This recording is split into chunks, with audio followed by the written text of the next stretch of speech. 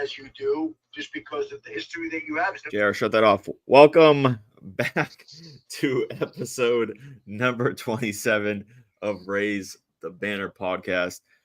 You're back to your OGs, the three co-hosts here, Ben Dirth, myself, Matt Couture, and JR Mott. JR, how you doing, man? You missed last week. Both of you missed last week. Yeah, what you been up sadly. to? Keeping busy? Working a lot. Got promoted at work recently, so I've just been grinding the gears away. So nice. Ben, how's the children? Doing good? Yeah, they're good. They're still alive. So I count that as a win. And every time they wake up in the morning and go to school, I did my job. But yeah, things are good. Good. Yeah, things are rolling the same here for me. Let's jump into this real quick. We're gonna talk some Patriots football. I think there's not a ton of news, but yet there's still so much to talk about. Before we jump into the draft and stuff like that, we can discuss the more pressing matters of what's coming up in the next few weeks. We'll look past the combine. Obviously, that's next week. We'll talk about free agency. I talked a little bit last week with Pete, who was our guest host, because you two goons were out. But where are you guys standing on the current Patriots free agent class?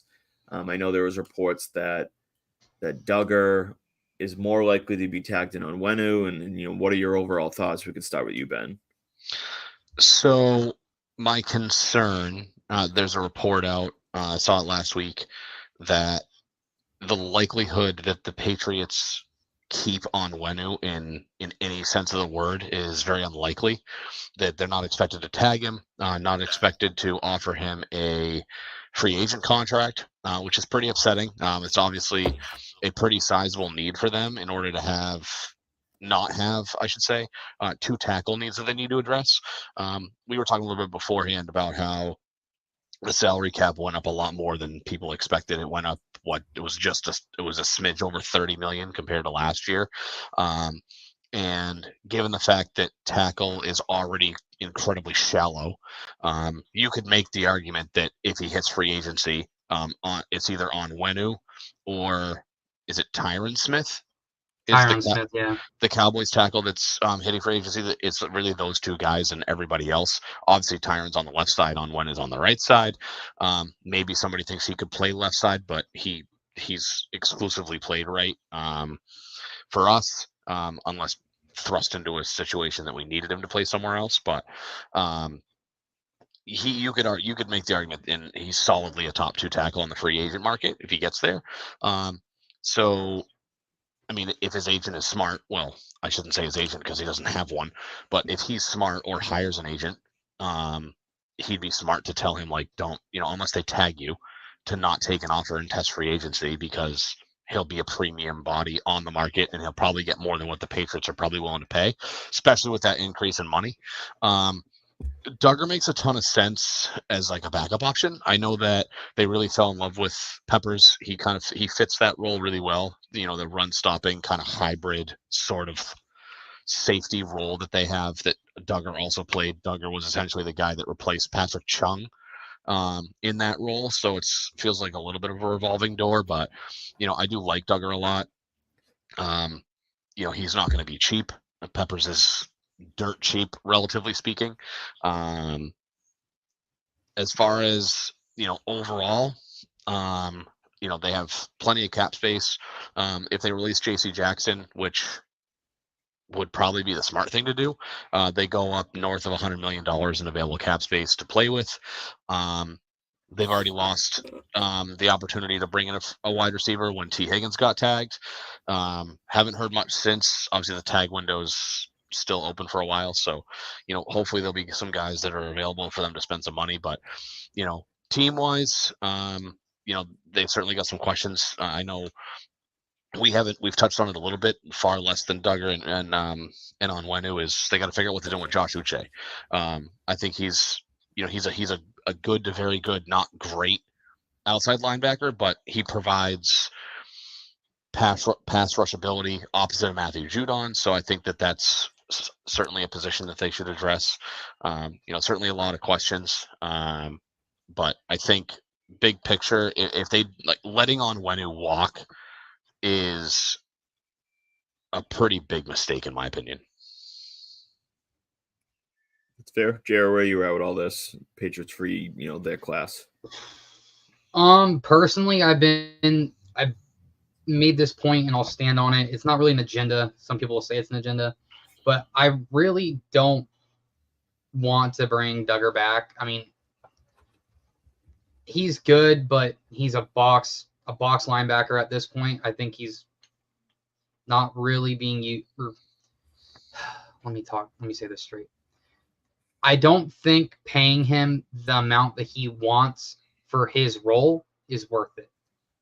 He wants to be paid like he's an all-around safety, but he should only be paid as a box linebacker because that's the role that he practically plays. I would prefer than bringing Mike Onwenu back. It sounds like he's probably not going to come back, especially now that he's representing himself after firing his agent and everything like that. So I don't know. I mean, they're in-house signings. I hope they bring Hunter Henry back. I hope they maybe extend Judon or like configure his contract to like free up a little bit more cap room, and the whole JC Jackson thing. I don't think it's worth keeping him on the team. He didn't play well in LA. He didn't necessarily play well when he got to New England for a second stint. I know that he said that he was battling some mental health issues. So as a human, I hope he gets right and everything like that. But to free up the money to upgrade, I think is going to be a must need. There's a report that, or like Lazar and Barth were talking about, like an article they saw, like Christian Wilkins. We might sign Christian Wilkins, and then maybe sign a boundary corner like L'Jarius Sneed. We have the money, especially with Ben said the salary cap just went up an outrageous amount. What was it? Almost like $35 million, I think it was an increase of. So they have a lot of work to do, but reading all these articles about how Ron Wolf led free agencies and how they think Elliott's going to run them, I'm confident in the fact that I'm pretty sure they're going to throw a bag at the defense, and they will add some tweaks and some upgrades to the offense. But I think the offense is going to be built primarily through the draft. Yeah, I mean that's a fair assessment. It's going to be. I'm not buying a ton into seeing what Elliott's dad did and how the Packers did. I think it's of course he's running his own show now. Yeah, but I think it's like a decent guide to saying how they could approach things. But I think there's two bigger factors. Is he knows that he has to prove himself. Mayo wants to prove himself quickly, and most importantly, Kraft wants to prove that he made the right decisions to do this. In terms of the Pats, free agents, I think we're all kind of in agreement here that I think it would be a mistake to let Onwenu walk out the door for nothing. I would be tagging him, and I would say, listen, we want you here. Try to get a deal done to extend him long term. If not, trade him. At the least, just trade him. Even if you only got a third round pick or something like that, it's still better than letting him walk out the door for nothing, because you could say he's going to get a comp pick for signing elsewhere, but if we sign big free agents, it's just going to negate it, and we're not going to get it. Contract wise, real quick, what do you think? I'll kind of go two-sided with this. What do you think he would get on the market? And then what do you think it would take from New England to keep him from taking a deal somewhere else? How close to the top of the market deal that you expect would the Pats have to be for him to not walk out the door? I think realistically, I think he's going to chase the bag. I think he might. Give me the average annual, not 4 years and this amount of money. What do you think? I think it's going to come down to who's going to give more guaranteed money. Yeah, I mean, obviously, guaranteed money is a big factor in for free agents and stuff. But in terms of annual average, I could see him getting 18 a year. So Like, having said very that, realistically, perhaps with the increase in cap up to 20 so range, something like that. so the tag numbers. This is where I was going with this. The tag numbers. If they give him the non-exclusive rights franchise tag, which is that's the standard franchise tag that they talk about when they talk about the franchise tag. It's non-exclusive rights for an offensive lineman is $20.985 million. The transition tag, for those who don't know, is it allows the Patriots to match an offer if he goes somewhere else. So he can still negotiate with teams, and it just allows us the opportunity to match an offer if we want to do that. It's kind of like a restricted free agent. They can be signed to an offer sheet, and the team that has him gets 48 hours to match the offer. The transition tag number is 19.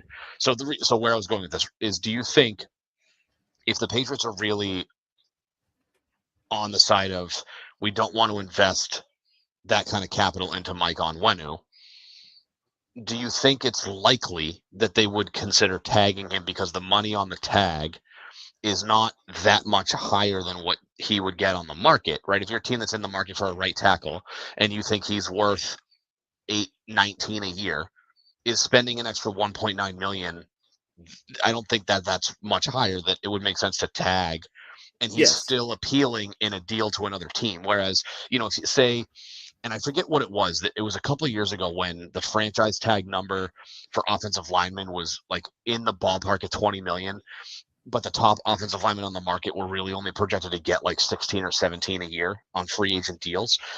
Whereas that may not be appealing to a team to acquire a player because now you're paying $4 million really above market price, whereas this isn't that nearly that high. So 2 things on that. Like, one, we're going to see, I'd have to look through every position, and obviously this depends on players that will potentially be tagged, but we're going to see this offseason tagged players being much more reasonably priced for the players. So I think teams could be a little bit more aggressive because of how much the cap has gone up.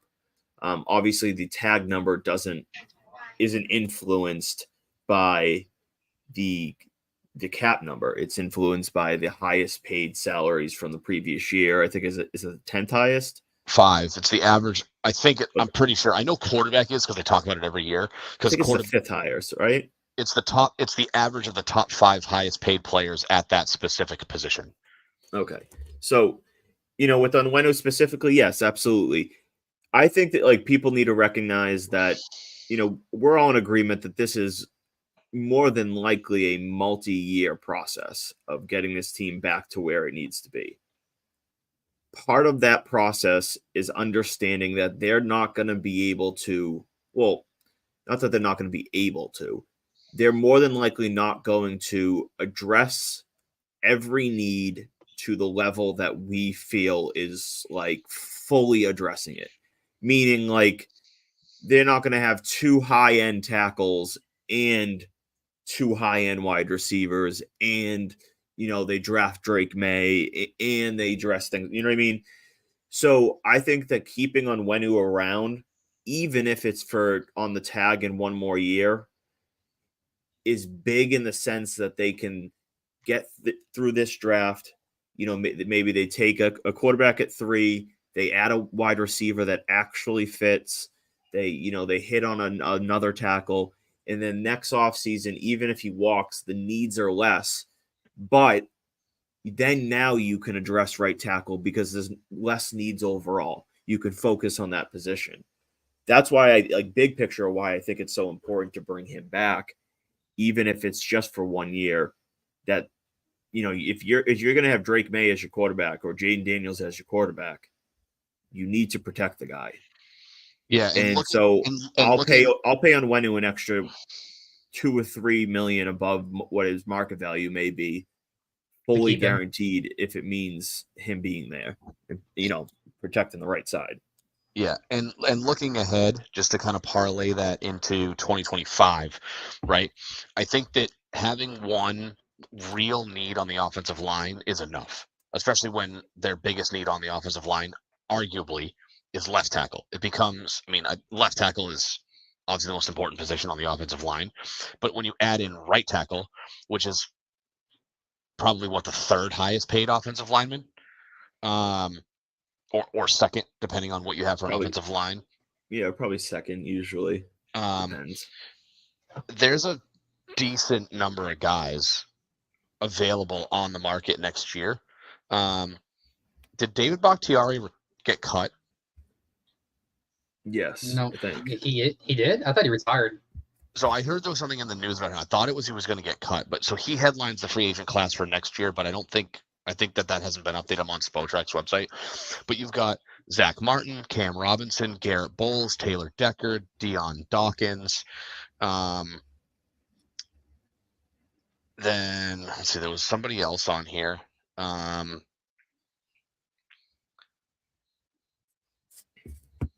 In theory, although he won't be on the market, Panay Sewell has an option, not an option. I think he's restricted. But Restricted? Yeah. I don't think he's an RFA. It's in red. There's no way he's an RFA. So he might have a fifth year. I'm sorry. It's probably the fifth year. Sorry, that's what I mean. It's possible because they have until when's the deadline to pick up that option?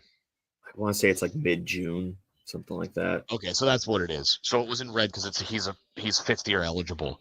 So which would make sense because if they pick up his fifth year option, it's $19 million, which is reasonable for him. Which right now is market value.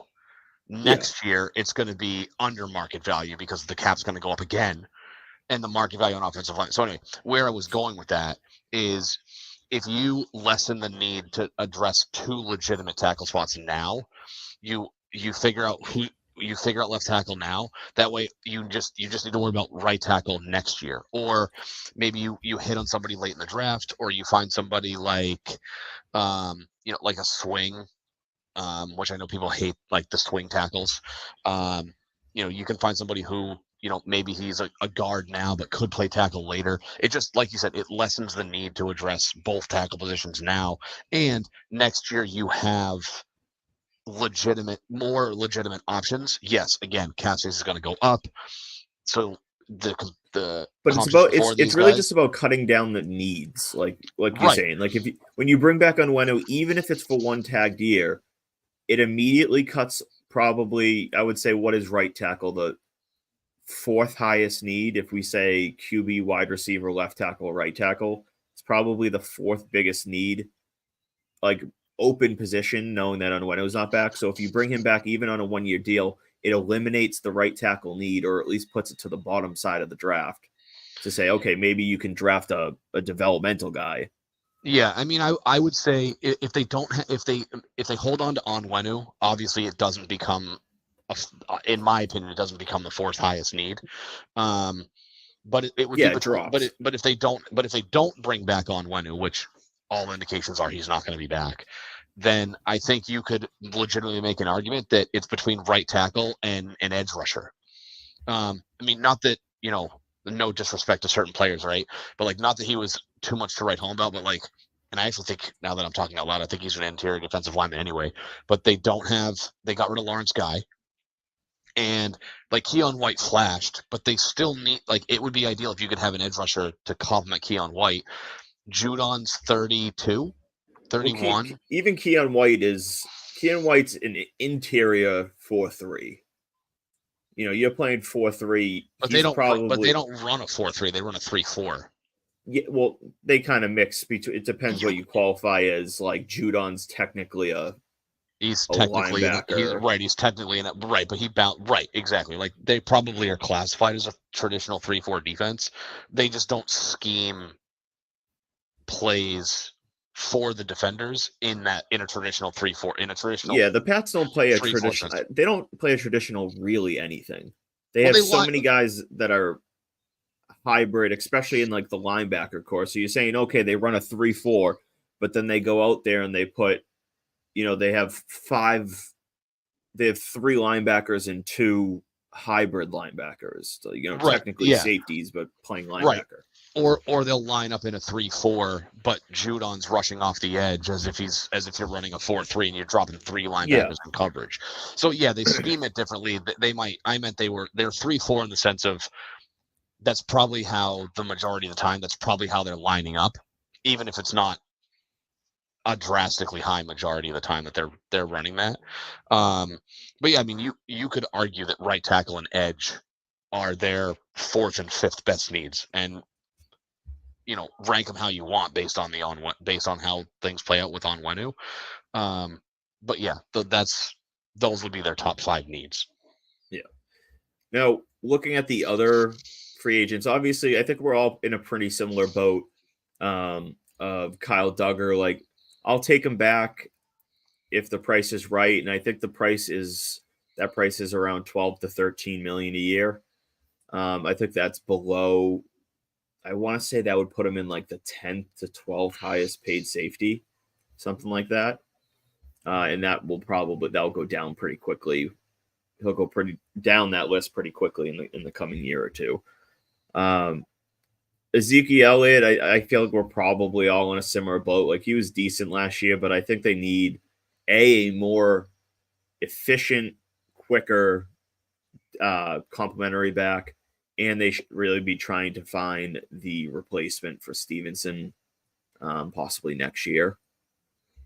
And then after that, like, there's not a ton of names. Like Mike Gesicki, he's a decent guy. Obviously, I think we're all like open to the idea of Henry being back. And then you get into the whole like Riley Reif, Nathan Rourke, Tyron Wheatley, Jalen Rieger. Like, we don't really want any of these guys kind of into the mix. Moving on to actual free agency. I know you guys mentioned there's not a ton offensively, obviously. The wide receiver free agents are going to be kind of lousy. Tackle position is kind of lousy. The running back class in free agency is loaded in the short term. It's going to be really fun to see where like Eckler, Henry, Saquon, Pollard, Josh Jacobs, Henry's all these going to guys. Baltimore, I think. Who? I think Henry's going to Baltimore. There's a lot of mutual interest. They wanted to trade for him at the deadline. I think he's going to either end up in Baltimore or Dallas. I think Dallas. Dude, if they keep Pollard and add Henry, oof. Well, they're not going to tag Pollard. Not to say that he's not going to stay in Dallas. So one thing I will say, before we move on to like general free agents, there is a guy who I won't necessarily hang my hat on my emotions surrounding what they do with him, but Anthony Jennings is also a free agent. I feel like he kind of flashed a little bit last year. Like, I wanted to bring it back. Would I cry myself to sleep if they don't know? But I'd be a little disappointed if they didn't bring him back. I feel like big picture, obviously T. Higgins is off the board. Cincinnati would be dumb to trade him at this point unless somebody calls and makes them an offer that they just can't say no to. I really think that they want, knowing full well that they're not going to pay him and Jamar Chase on the same long-term deal. I could see them feeling that they could make a legitimate run next year. There's a couple of guys, wide receiver wise. The top wide receiver available becomes arguably Michael Pittman. And then, of course, there's Mike Evans, who is still somehow only 30. But you're right. It feels very top heavy in terms of who's available.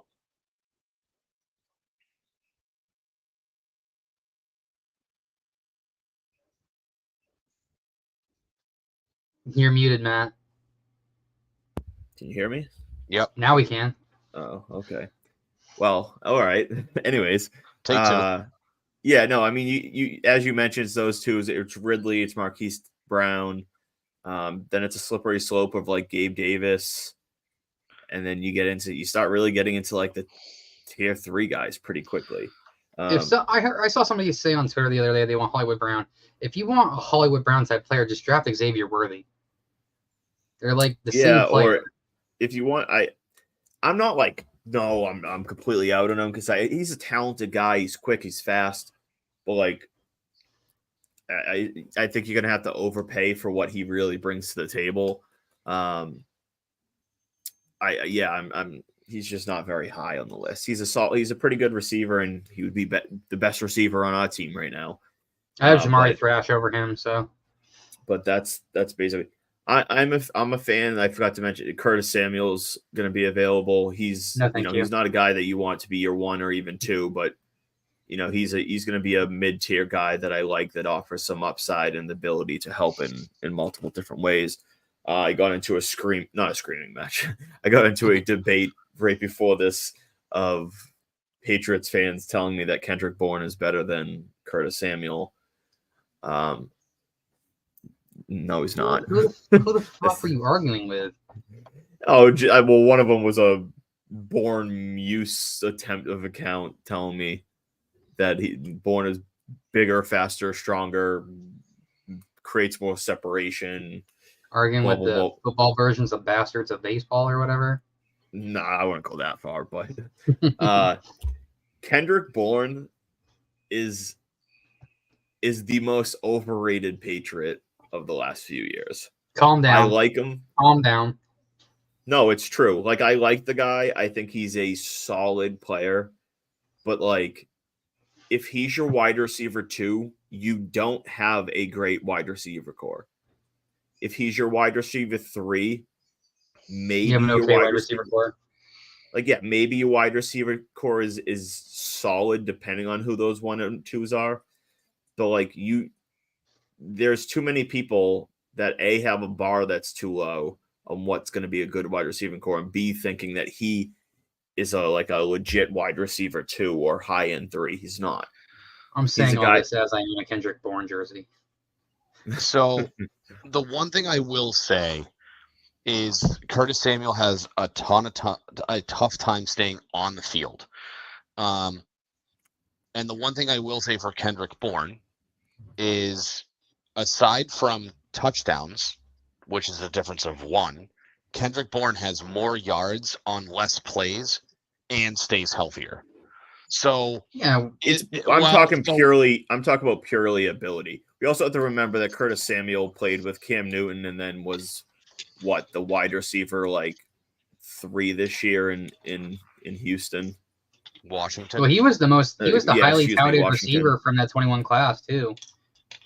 He was like, put it this way, there's a reason why Curtis Samuel signed for over double what Bourne did in this offseason. Yeah. There'll be a reason why Curtis Samuel will again probably sign for at least 50% more than Kendrick Bourne again.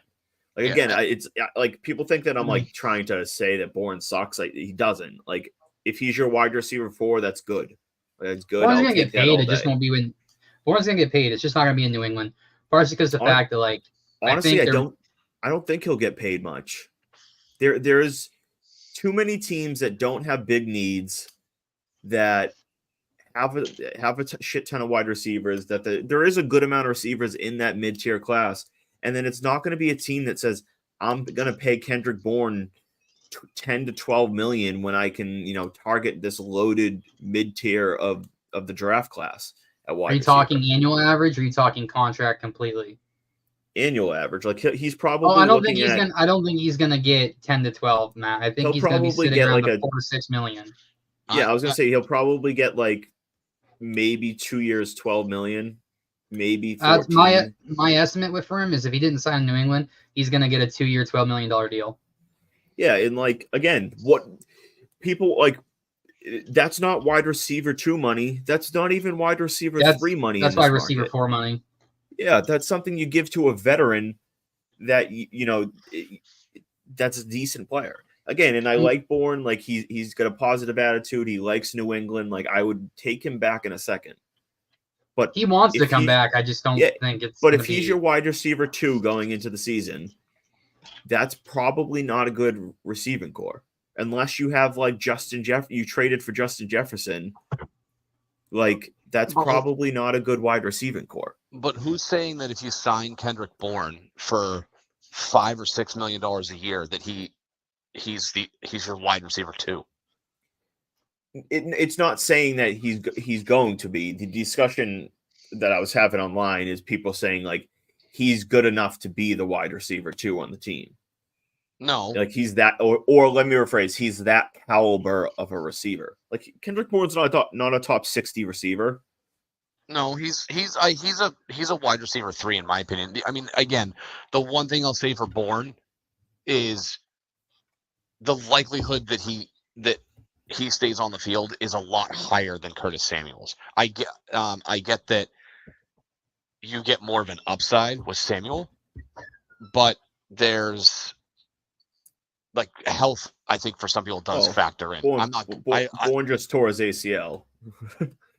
I mean, but Curtis Samuel's hurt every single season with something. He played 17 games. Is my point. He's been relatively healthy the last 2 years. He was very banged up in 21 or 2022. I don't know. One of the years. He was very banged up. But no, I get what you're saying. And I'm not, we don't have to go further into this straight debate. But in a general sense, like there's not going to be a ton of offensively. And so how the Patriots, I could see them being very aggressive defensively, very aggressive. And on top of that, like, I think, people need to recognize that as much as this offensive class, free agency wise, right now doesn't look the greatest. 2 things. One, there will be at least a few cap casualties. There'll be at least a few guys that are cut available on the market that we didn't anticipate. Or, the best example is Amari Cooper a few years ago. He got traded for a 4th round pick to Cleveland.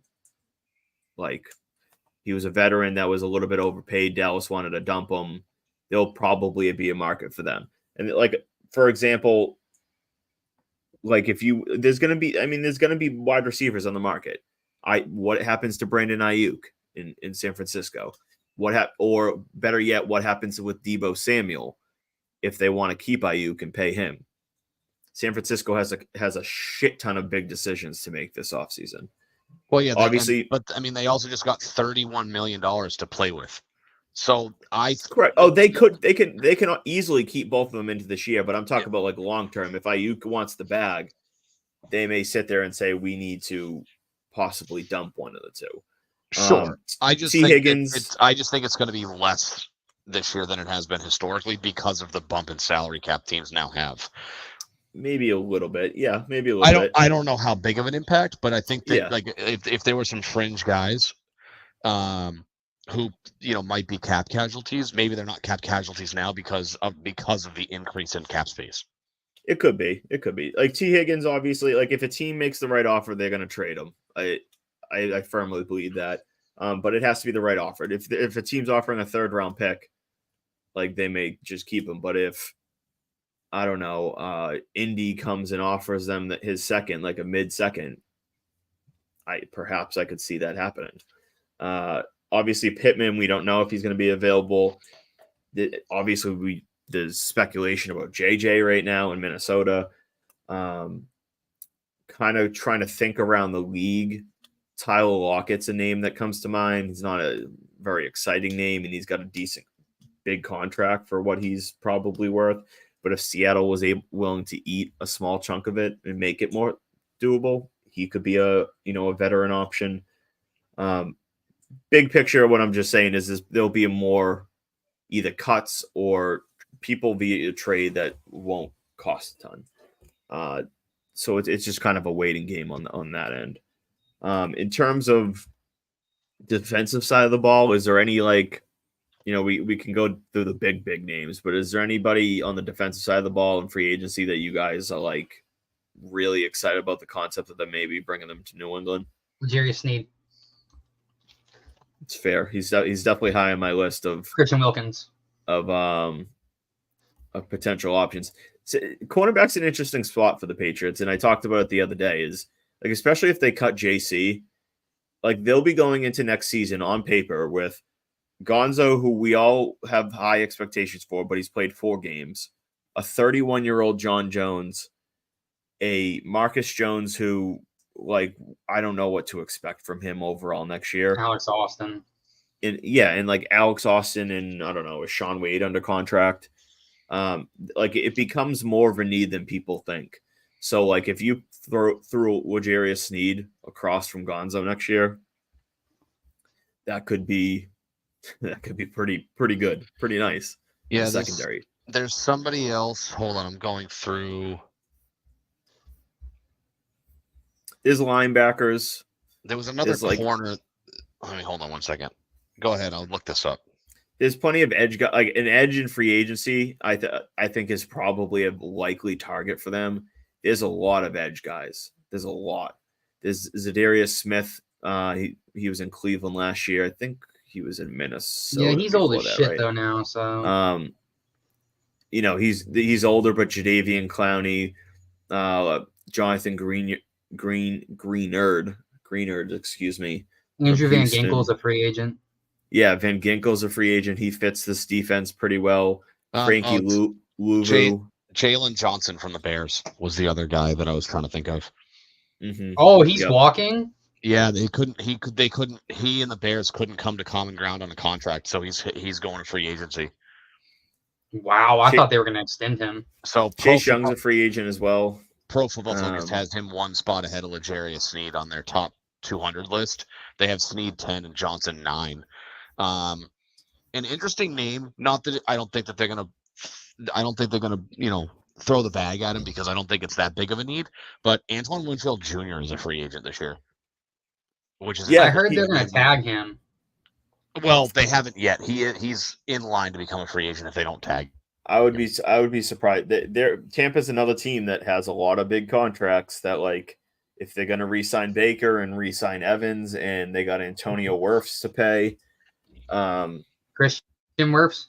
Oh yeah, excuse me. I was reading free agency names as I said that.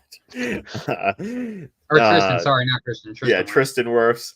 Yeah, they're going to have to make some decisions. But I mean, obviously, like if the Patriots choose to do it, and it's not going to be filling needs, and I can already picture it now, where like breaking news, the Patriots signed L'Jarius Sneed, or breaking news, the Patriots signed Antoine Winfield, and they're gonna be like, oh well, that's not offense. What the hell? Same old Patriots. Blah blah blah blah blah. But reality, like, they need quality players. They need quality talent. And while they rebuild this offense, because it's not going to be a 1 year thing, if they can have a goddamn loaded defensive team, it's not a bad path to take. It's really not. No, and they certainly have the money to spend. I think I could see that, because the offensive side of the ball, I feel like it's top heavy because it's shallow. Right. Well, that it's going to be I think it's just going to be a process no matter what. Like, you would have to play it perfectly to rebuild that offense in 1 year, to the point where it's like a high level offense. No, I agree, but I think that they could. I think it's not unrealistic to think that they could do that if things go a certain way, that they could be a mid-tier NFL offense with a top, certainly. With a fringe top 5 defense. I don't think that's out of the realm of possibility. Again, certainly. There's certainly plenty of times. When is the tag window over? I'd have to look it up. It's open for what, 2 weeks? I want to say it's like March 8th or something, like March 10th. No.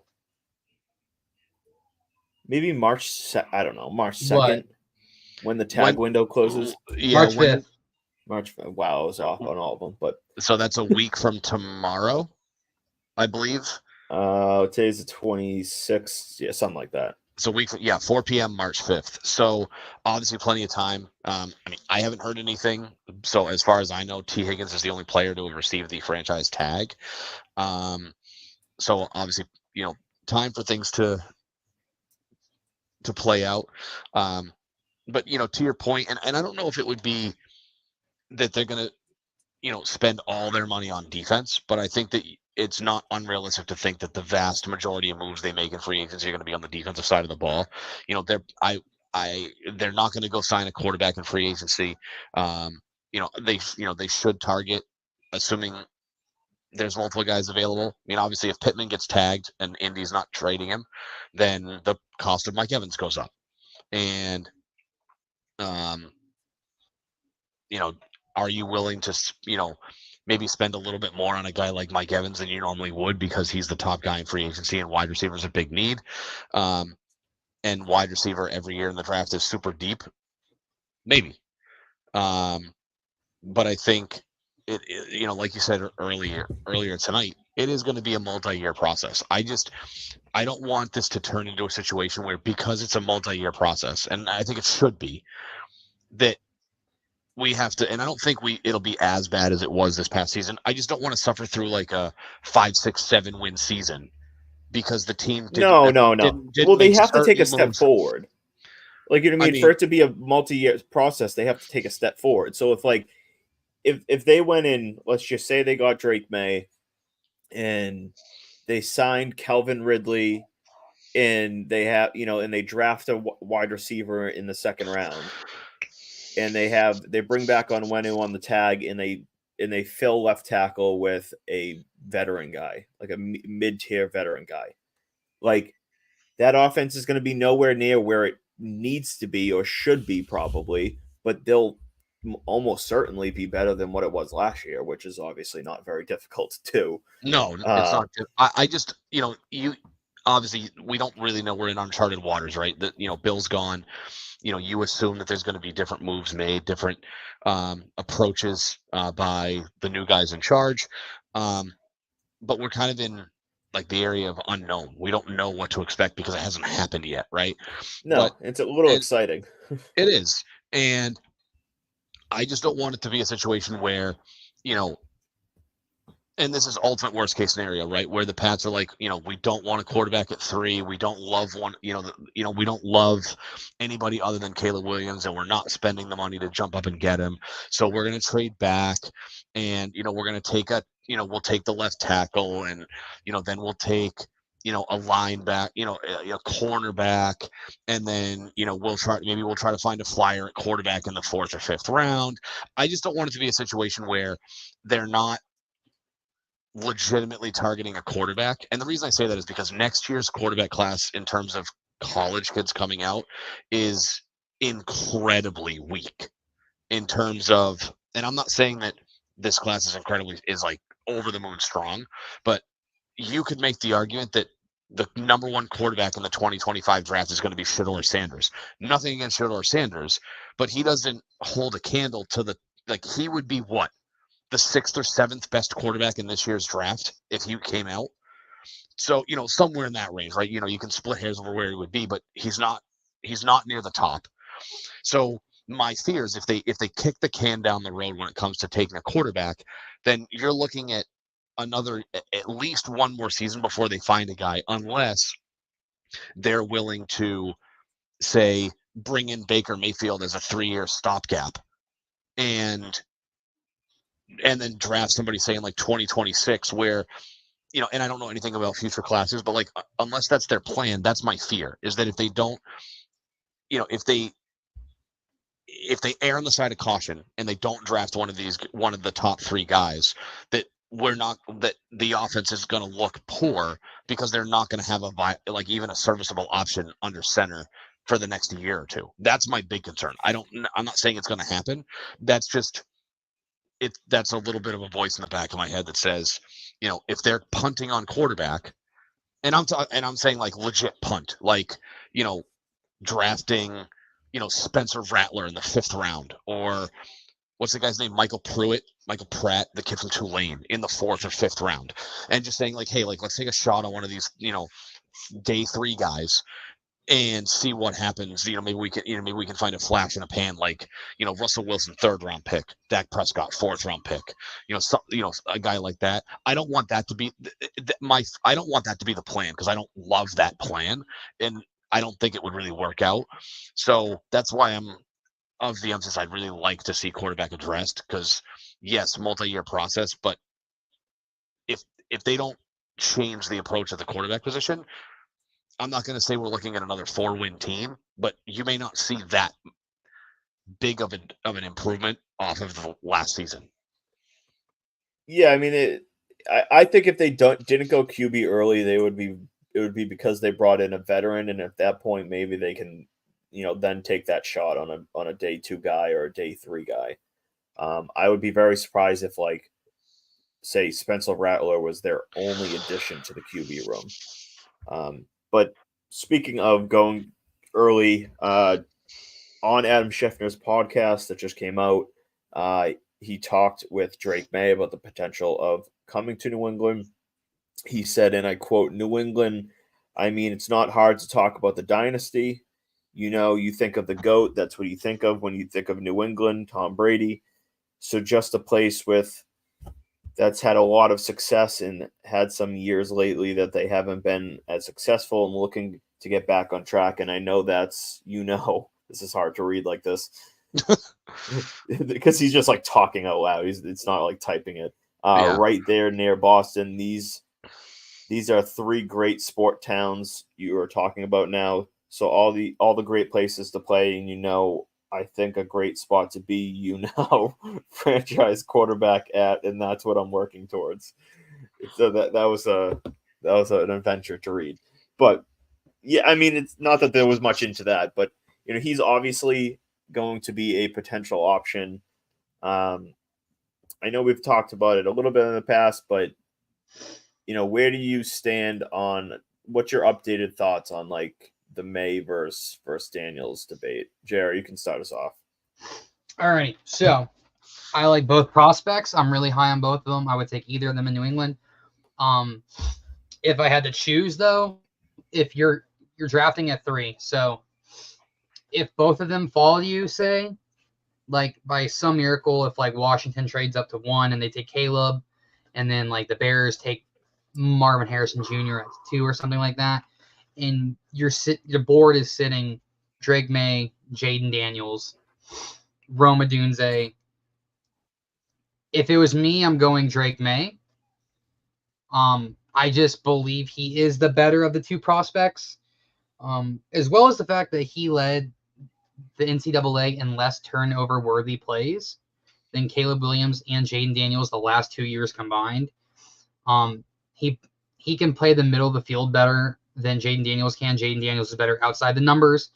The only thing like you're not getting with May that you're getting with Daniels is the mobility factor and the fact that at any moment he can just break off like a 40, 50-yard run if nothing's working out, like nothing's getting open.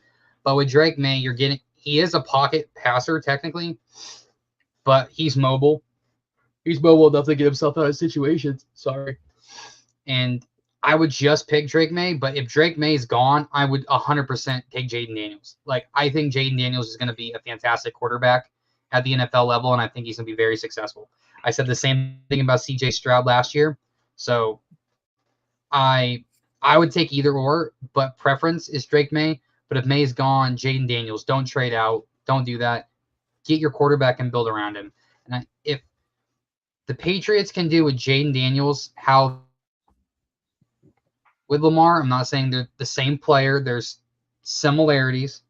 But if the Patriots can do with Jaden how they did with Lamar, you have an MVP candidate sitting there, potentially. Same with Drake May. Like, just do the right thing, get your quarterback, and build around him. Fair. Ben, how about you?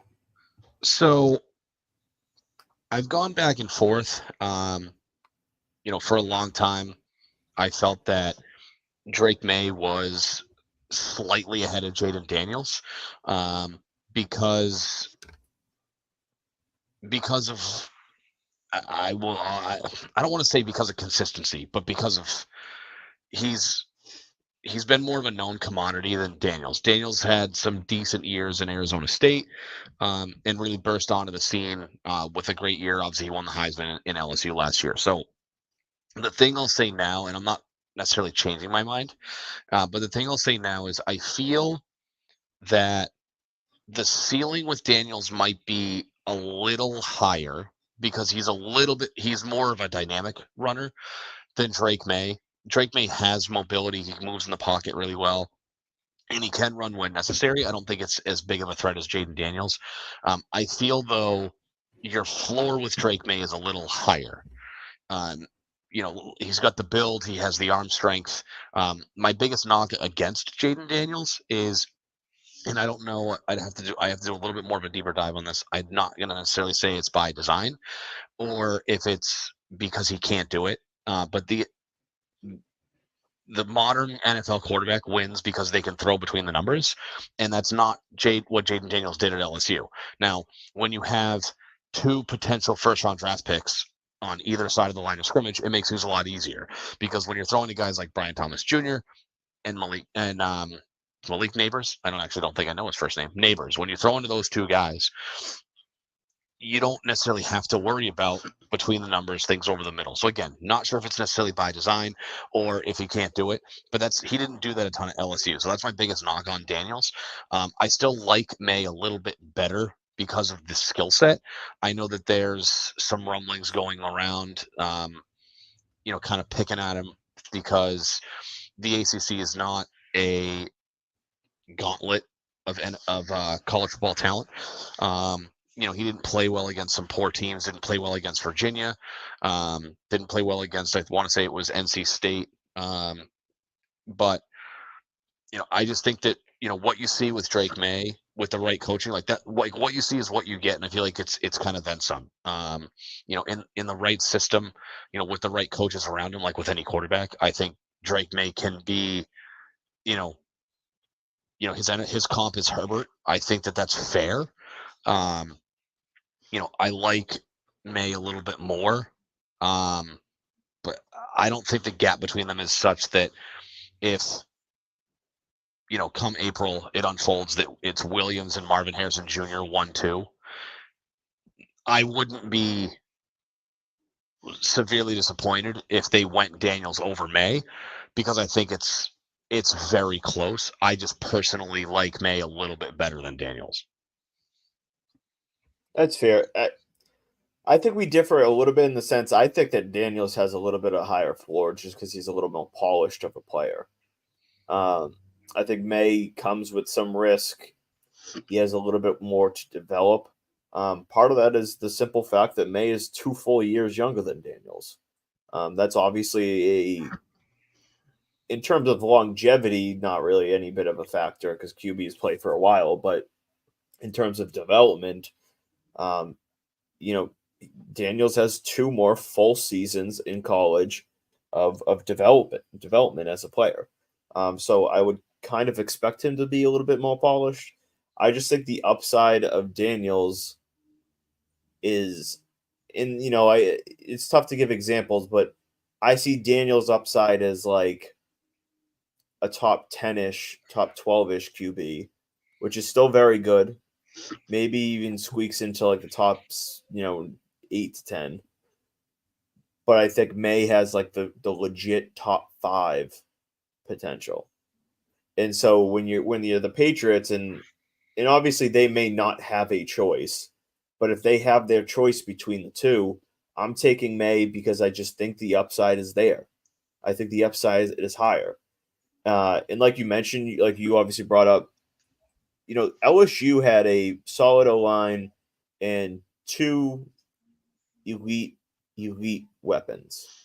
Both of which will, and I know that, and we'll dive down this rabbit hole later on because I know that you're probably salivating to do so, being that you're I'm not saying I'm out on him, but you're a lot higher on Brian Thomas Jr. than I am. But you're looking at 2 first round like picks. Both of those guys are going to go in the top in the first round, and I would say, depending on how the combine and his pro day goes, like you could see them both be top 15. I mean, Neighbors is going to be could be a possible top 5 pick, and you could see Thomas Jr. go.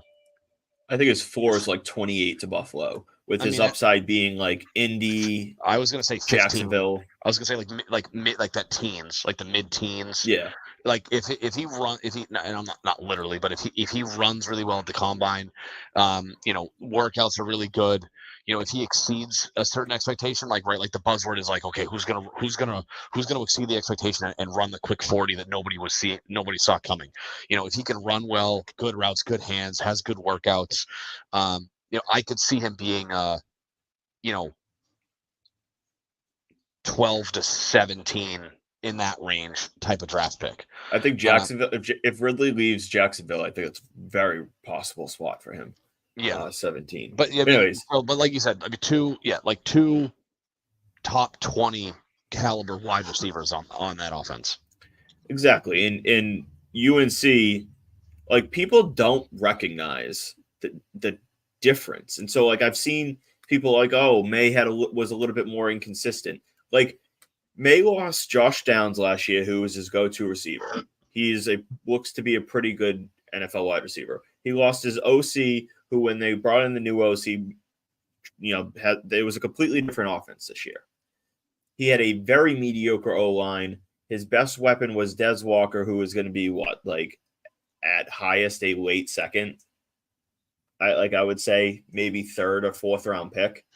Well, shit, after the Senior Bowl or whatever, he might not even be a third round pick. Yeah, and like a bunch of, I don't know UNC's offense that very well, but a bunch of scrubs, more than likely. So like the comparison is just, it's difficult to compare them in a big blanket of just like, hey, watch them play general football, like go watch a game and come back and be able to comfortably say it. So you got to break down the actual fundamentals of the player and see like, and recognize and acknowledge that those differences of, okay, Daniels looked great, but like to what level was it because his receivers were dominant? And then it's to Drake May, you have to look past the plays where he had to play hero ball because his O-line sucked and his wide receivers couldn't get open, and look at the plays of just the pure decision making. Did he miss a guy? Go ahead. You also need to look at Jaden Daniels, how he progressed from last year to this year, how he changed his mechanics as a thrower, how he grew as a leader in the locker room, and how he just elevated his game from 2022 to 2023. Oh yeah. Started 2022 wasn't that good, but he got better as the year progressed. Yeah. Started 2023 from beginning to end was incredible. Yeah, I'm not the person that's going to say, oh, he's not worthy of a top 3 pick because he had neighbors and Brian Thomas Jr.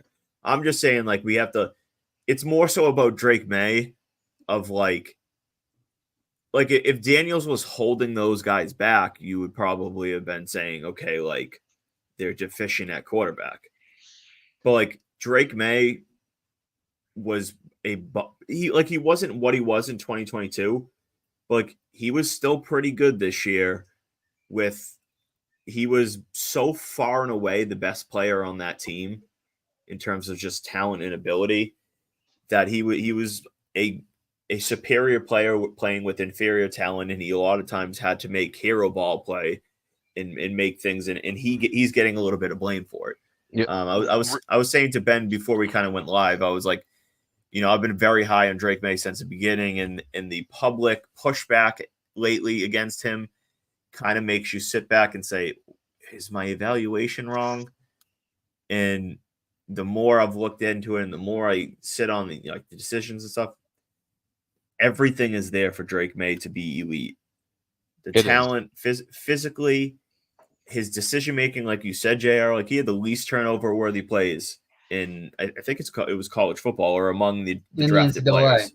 Yeah. The last two years. That's actually not correct. Honestly, like people say decision making, like I think he has a pretty good decision making process post snap.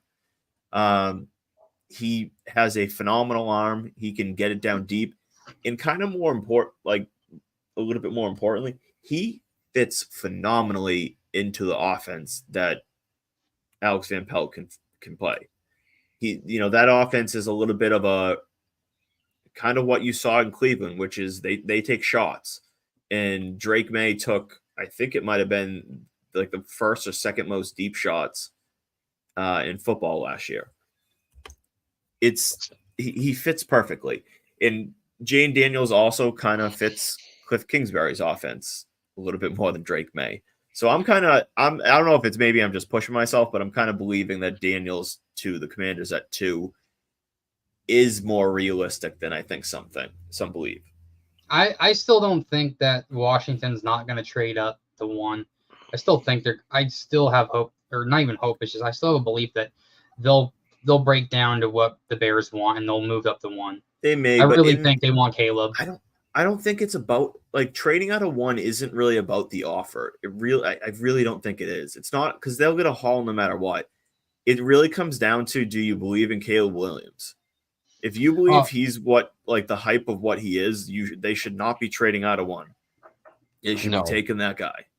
Correct. Like, So don't mess around. But so just a couple things to throw out there about Drake May. So if you look at the drop off in statistics, right? And I'm not going to pretend to know how Pro Football Focus grades players with respect to like what formula equates to what the grade becomes. Knowing what Drake May did last year, okay, in 14 games he was 339 of 516. It's a 65.7% completion percentage. He had 4,293 yards, 37 touchdowns, and 7 picks. College pass rating of 109.7. Pro Football Focus graded him at a 91.5. This past season, in 12 games, he was 269 of 425. That's a 63.3% completion rate, so 2.5% drop. 3,608 yards, 600-yard drop, factoring the fact that he didn't play 2 games. 24 touchdowns, 9 picks, 100.2 passer rating. What do you think his Pro Football Focus grade was this year compared to last year? I'm gonna guess it was lower, but not much lower. Like maybe like an 87. I think it's like an 89.3, like 89 something. 90.7. Yeah. So he had less than a 1 point drop from last year. Also, because Pro Football Focus recognizes these things. Like, I don't know how their algorithm works, but yeah. And so for what it's worth, he was tied for 11th in turnover-worthy play rate at 1.9%. Jaden Daniels was 6th at 1.6%. I don't know. I feel like I think I saw the same stat as you did, JR. Yeah, I literally read it in an article from The Athletic today that the last 2 seasons he led the NCAA. It might have been. Was that this past year? So I'm just looking at this past season alone, not last 2 seasons. So 2023 alone. Yeah, but again, both of them were top 11 in the country. That's elite. And the biggest difference between the two. So Drake May's deep grade is a 96.8. Jaden Daniels is a 99.8. And Daniels grades a little bit better against pressure, but both of them are slightly above average. They're both right around 60. Their Pro Football Focus grade is about 60 when it comes to facing pressure. I don't know how that stacks up against others. It doesn't list a grade for where that stacks up nationwide. Just that May was at like 59.8% and Daniels was like 60.3. Both of them are very, very, very quality QB prospects. I was saying this to a couple of my friends yesterday. I think that this, like, if you stack them up to the previous drafts, last year I would have, like, that was a pretty good class, but like going back to like the 21 class with Mac Jones's class, I would comfortably have put, I think it probably would have gone in, and people could say this is like hindsight, retrospect bias, but Trevor Lawrence, it probably would have been Caleb Williams, Trevor Lawrence, and then Drake May and Jaden Daniels over everybody else in that class, including Zach Wilson. Yes, it would have been Justin Fields, Trey Lance, and I would argue that just because of the career he had at Clemson, I think Trevor Lawrence probably would have been ranked as the quarterback one. But they're very close. But that would be the debate. The debate of in 2021, if you could take the Caleb Williams of now to the Trevor Lawrence of 2021, the debate of that class, and granted, take this with a grain of salt, it would have been similar to the debate back in '98 when it was, do you take Peyton Manning or do you take Ryan Leaf? It would have been that would have been the discussion people would have been having. Yeah. Who's going to take, is it, if you have the number 1 pick, are you taking Trevor Lawrence or are you taking Caleb Williams? And over time, how would that shake out? Like, obviously, you look back to '98 and it couldn't have gone any worse for San Diego taking Ryan Leaf. Now, granted, they didn't pick Leaf over Manning, they took Leaf because Manning went to Indy, right? Yeah. But it obviously worked out great for them. But that would be the debate you'd be having is Caleb Williams versus Trevor Lawrence, and I mean, then it becomes the second tier of those quarterbacks would have been stacked. I just that's given these guys, and I'll go back a couple weeks when we had John Lyons on. I kind of misspoke a little bit, when I said, about like the all in on the quarterback situation. I get it. If you don't love the guy, you can't take him because then you're just taking a guy because you feel like you have to, as opposed to just getting the guy you think fits your roster the best. But just given what you get with these top three guys, I just find it hard to believe that a team that needs a quarterback looks at these three guys, evaluates them, and says that even if you don't want to pay the price to move up, that you can't confidently look at those three guys and go, whoever's sitting there at 3 is a guy that we can build an offense around and have a guy for the next 10 years. Correct. And that's, I think, our personal view and how I think a little bit of the difference of the previous, like, other drafts is like, I wouldn't be as confident as I'm more confident in May and Daniels than I ever was in like Trey Lance or Zach Wilson or Justin Fields, Mac Jones, like those type of guys. If that's what it basically comes down to is I view those three as one of the stronger classes that we've seen in a while, and that's looking at some pretty strong draft classes from previous years. But yep, let's transition to what I put as the title of this podcast. JR, we're gonna jump over the Bruins, but I'm gonna give you a plea next week of an opportunity to speak on them. Actually, you know what? Let's do a quick few minutes. JR, I want to get your insight on this trade deadline coming up for the Bruins. I know there's a lot of rumors that they need to make some moves that could use another defenseman, another center. There's obviously talk about maybe Allmark being traded, DeBrusk being traded. Where are you standing in all this, and what are you hoping that they do at this deadline? Honestly, man, it's been a rough last couple of weeks for this team. Actually, it's been a rough last month for this team since the All-Star break was over. They can't stop just not closing. They can't close out a game at the moment. Like last year, that wasn't the issue. You saw that if they need a goal or a goal or two to close out a game, they do it. Now they can't buy a goal to save their life. They go to overtime, and it's like, once they go to overtime, the game's over.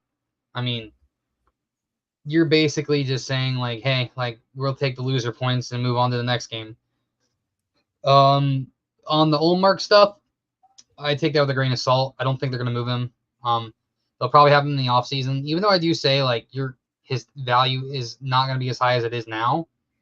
I just don't think Sweeney and Montgomery are going to let that happen if the team makes the playoffs, which they should, but there's always an if because things can happen. If the team makes the playoffs, you preferably want to have 2 goalies that are healthy, that have played games all year at the NHL level. You don't want to trade away your, just coming off of a Vezina winning season goalie because, hey, we need to free up cap space, yada, yada, yada. This wasn't going to be the year to win the cup. This was supposed to be a bridge year. They're overperforming from what they were expected to perform at and just everything in general. Trade deadline wise, I'd prefer they kept Olmark. I'd rather, if they're going to move him in the offseason, as much as I hate saying that because Olmark is one of my favorite players. Do you have any specific targets that you're looking at across the league? I know there's all right. Well, there's 2 players. There's 2 players. The one is obviously he's the most sought after player on the deadline, but he's a hometown kid. He's from Norwood, Massachusetts. Noah Hannafin. Hannafin. The Bruins have been trying to get him. It's Hannafin, yeah. Yeah.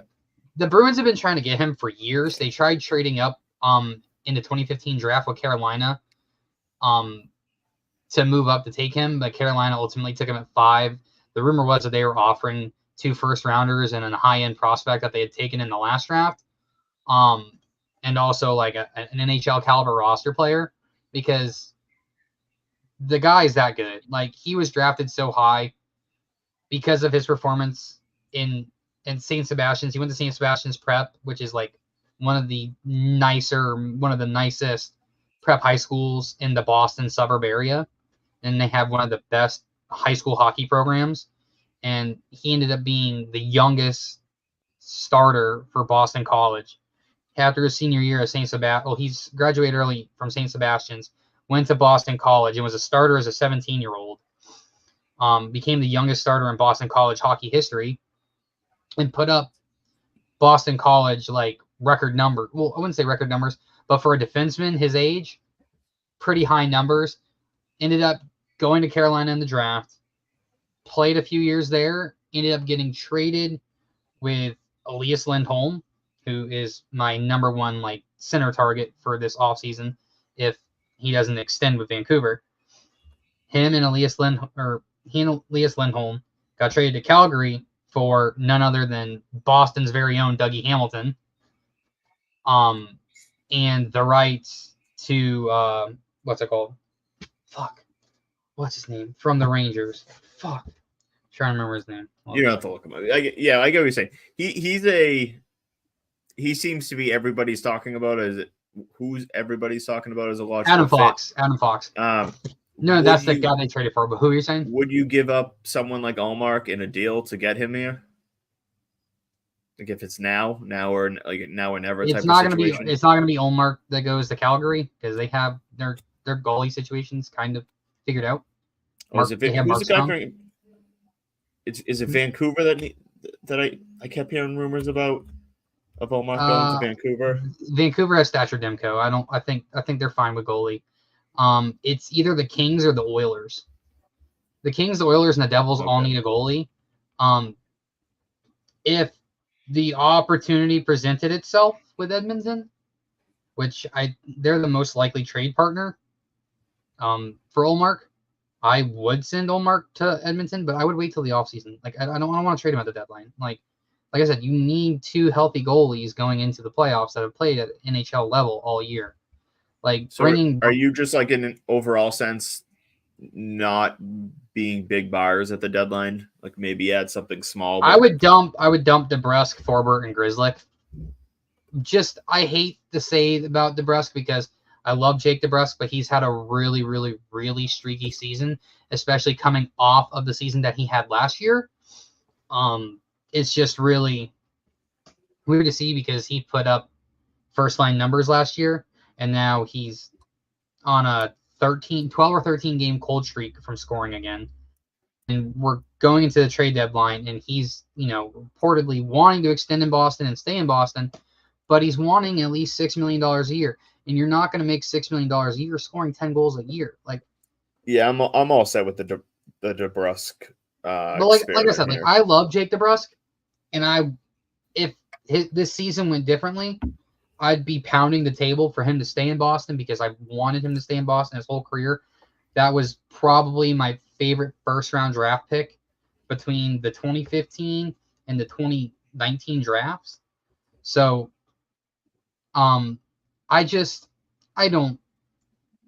if they buy, I hope it's Hannafin. I really hope that they get Hannafin because you're going to be paying a pretty price because he's going to come with an extension. He was born and raised in Boston, like we've already gone over, and he's already made it clear that he wants to play in Boston one day in his career. And if that means going from Calgary to Boston and ending his career in Boston with an 8-year extension instead of 7 years in free agency, I hope it happens. But I do hope they do dump Grzelcyk and Forbort at the deadline because Lohrei has proven that he can play at the NHL level. I don't know why Montgomery bitched him for the last 8 minutes in regulation the other night, but hey, whatever. But if they win the cup this year, that would be awesome. But like I said, this is a bridge year. Nobody expected this to happen, so it's cool. But we have $57,000 in cap room right now. Million. So, Oh, 57,000 right now. Yeah. Yeah, we only have $57,000 in cap space right now. They have to unload guys. They have $23 million in cap space after the season's over. But I think if they do anything at the deadline, they're going to have to include players like Grizzly and Forbert and DeBrusque because they have to offload all that cap to be able to bring somebody in. Yeah, they have to match us out. I mean, big picture, I agree with you though, because in the sense, like, I do think that they should try to go for it this year, and try to be win the cup. But at the same time, they can't be unloading draft picks and all these capital. Well, they're not going to move. They're not going to move many picks unless like they have to. Yeah, because they already don't have many. I don't know how much like hockey stuff you read, if you know who Fluto Shinzawa is, or Connor Ryan, or anybody like that, Ty Anderson. But Yeah. Elliot Friedman, like the #1 hockey reporter who works for Sportsnet in Canada, Frege, he said that the Bruins are prioritizing moving players instead of picks if given the right price for a player like Noah Hanifin. There was a rumor that they were interested in Vladimir Tarasenko from the Ottawa Senators. Others may know him better because of being on the St. Louis Blues, the team that beat them in the 2019 Cup Finals. But I choose to forget that Cup Finals never happened, along with 2013. They're rumored to be interested in a lot of players, but I just think what this team needs, especially going into this next offseason, should prioritize a left-handed shot defenseman and a #1 center. So I know a lot of Bruins fans are split on the Lindholm thing, but you don't really need to drive your line as a first-line center when you have Brad Marchand and David Pastrnak on your left and right-hand sides on your wings. Like, you're basically just asking him to play make, which isn't hard because all you have to do is pass the puck to one of them, and the puck is going to go in the net. Lindholm has no issue scoring. He's not a two-way defender like Patrice Bergeron was. He's more of an offensive center. But I would prioritize getting a left-handed defenseman, especially at the deadline, even if it's a depth defenseman, because injuries happen all the time in the playoffs or going into the playoffs, and you never know what's going to happen. So I'd prioritize a left shot defenseman, and if they can get a bottom 6 scoring winger, that would be cool. But I'd prioritize like more of free agency this year because they have enough money to go and give Swayman an extension. They can trade Olmark. They can sign Lindholm. They can sign Hanifin, whether they trade for him at the deadline or they get him on July 1st of this year and when free agency opens, and give him a 7-year deal. The only way you can give him 8 years is if he's on your team prior to free agency starting. I don't know. I'd much rather just. I know this sounds like a horrible fan, but I don't think they need to go for it this year. I think they should just ride it out and just get the season over with, get to free agency, load up and reset the team, and get ready for a run over the next couple years. Fair. Yeah, I mean, I think I'd like to see them be able to make another run or two with, obviously the core, some of the core guys are gone, but Marchand and Pastrnak are still here, and if they can retool this offseason, I mostly agree with you, basically in a general sense. But let's finish this up. Do about 5 to 10 minutes. Basically, I just want to get your thoughts on the Red Sox in the sense. Do you think Jordan Montgomery is going to be a Boston Red Sox? I'm not confident in anything with this team. The report is that they've spoken off and on. It kind of seems like Montgomery is just begging the Red Sox to give him close to what he wants, and it obviously hasn't happened yet. What are your overall thoughts on it? We could do a couple minutes and we'll finish up with state your take. But Ben, what's your thoughts there? I mean, not much has changed for me personally. I don't get the whole pinching pennies thing. I'd like to think that, for John Henry and for Tom Warner, who are approaching their mid-70s, I guess we'll say it, they're not going to be owners, for too much longer. And it's just weird that they're pinching pennies. And, and I'm not saying, wake up tomorrow, roll out of bed and be like, get Boris on the phone, give Montgomery the 5-year deal or the 6-year deal he's been begging us to give him for the last 3 months. But there's the report out that the Red Sox are not going more than 2 years on free agents, and we all know why, right? They want to build around the young core that they don't expect to be, full contributors for another 2 seasons. Okay. I don't believe that Montgomery will be here unless he decides he's willing to go to what the Red Sox are willing to offer him. There's been an offer on the table for months at this point, I'm sure. Because I'm sure as soon as Yamamoto signed, they immediately went to Montgomery and they're like, hey, look, like this is where we're at as an organization and this is what we're offering. And, rightfully so at the time, he was holding out, wanted something different from somebody else, and it just hasn't come. So at some point, somebody's going to have to budge. It's going to be, is Jordan Montgomery willing to take a lesser deal because he doesn't want to not play?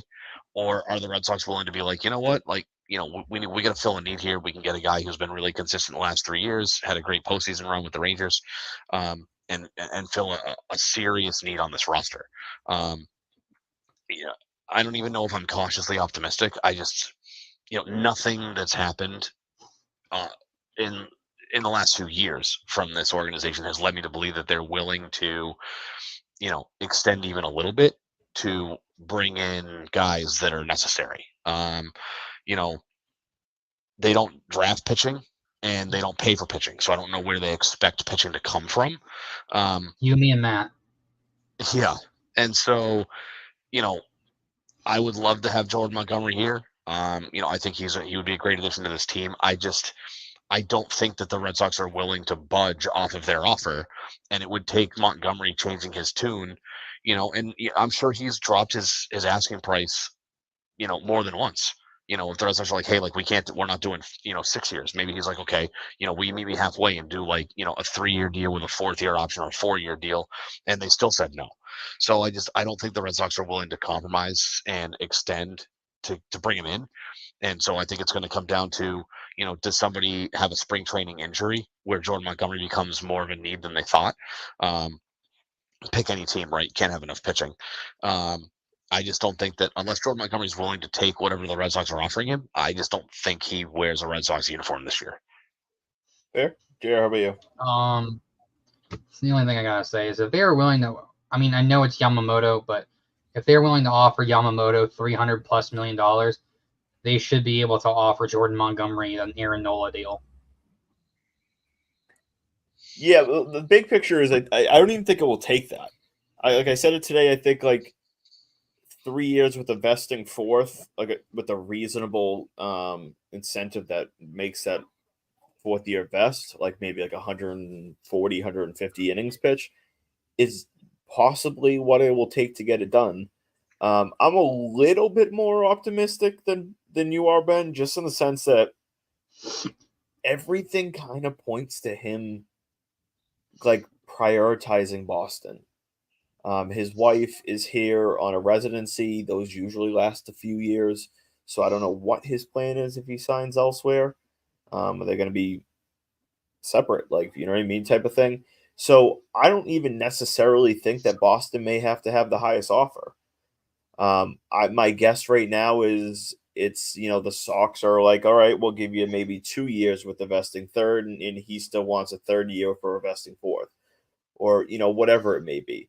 I'm a little bit more optimistic that they'll come to an agreement just because the Sox are so desperately, like, fans and everyone is so desperate for it, and players are angry about it. And then at the same time, Montgomery, like, it seems in all likelihood that he really wants to be in Boston for obvious reasons I just mentioned. So I'm a little bit more optimistic, but as a whole, like, until it's done, I'm not going to get my hopes up too much and in the hope that it happens. But we'll just leave the Red Sox there because we'll be diving more into them as we get closer into the season and predictions and all that. It is now time for State Your Take, hashtag State Your Take moment. Ben, I'll start with you. What's your hashtag State Your Take moment of of the episode? Hashtag State Your Take is that the Boston Celtics will raise the banner and win the NBA Finals this spring. Raise the banner. That's a good podcast name. It's a great name. I know that's not really. I mean, if betting odds, however much stock you put into that, has the Celtics as a solid, I won't say overwhelming, but solid favorite to win the NBA Finals. I look at it as they're running on what is now a 16-year drought. If they don't win it this year, it'd be 16 years. Last time they won, obviously, was 2008. Came close again 2 years later. Haven't been back since. Haven't been really close since. I know a couple years ago they lost in 6 games. But I think that, the knock on this current Celtics generation is that the team they have, the guys they have on this team, don't have what it takes to finally get over the hump, right? That's the narrative, that they're not mature enough to, put their egos aside for a title. And, whether you call it fair or not, I'm not sure. I mean, because you look back and, when the Celtics put the big three together with Pierce, Allen, and Garnett back in 2008, the whole thing was, okay, we're going to put our egos aside. We're going to come together as a group, and we're going to go out and win this thing. And they did. I really think that, we've seen Tatum and Brown at times could, beggars can't be choosers, but could certainly use some consistency. But I think that we're seeing the step this year that we had hoped to see last year. And I think circumstance being what they are, Marcus Smart not being here, love Marcus Smart. I just think that for who we have as players, I think Porzingis is a better fit for what this roster is. He adds a different dynamic. Holiday obviously fills that defensive grinder role, but Porzingis has given them something that they have been lacking for a long time. They have not really had a top end athletic big man for quite a while. You could argue probably not since Kevin Garnett has been here have they had somebody of that skill set. Assuming health, for me, it's I think they're finally there. They knocked on the door. They came up short last year in the East Finals, but I think that where they're at this point, I think that pick whatever date you want in June, but come June 2024, there'll be green and white confetti on the parquet floor, and they'll be firing up the duck boats for a championship parade. I love it. Yeah, I agree with what you're saying. I think they've hit that little bit of a maturity level for the two main Jays, and more importantly, I think this team just has a lot more talent than basically every team. So everything's in front of them to get it done. JR, how about you? What's your state your take moment of the episode? The Patriots are going to sign L'Jarius Sneed. Plain and simple. Yeah, I like it. You there? I think they're going to sign a top end defensive talent. Pretty much, I think it's just all signs are pointing that way. Especially not knowing especially not knowing what they're going to do with Matthew Judon, et cetera, et cetera. So I think they'll end up signing at least another corner to go with Christian Gonzalez, because two boundary corners that are all pro quality technically we'll see if Gonzo's all pro quality, but two top end starting corners on the boundaries is better than one. So yeah, I think I'm all for it. I assume Ben is too. They're going to add defensive talent, so I wouldn't be shocked at all if it's at least one high end guy. For me, I've gone back and forth between a couple, but I think I'm going to more centralize this and say this QB class, 2 or 3 years from now, I'll say 3, just to be safe. 3 years from now, we'll look back at this draft class and say it was not only one of the best QB draft classes we've had in years, but we'll have 3 consensus top 15 QBs from this class.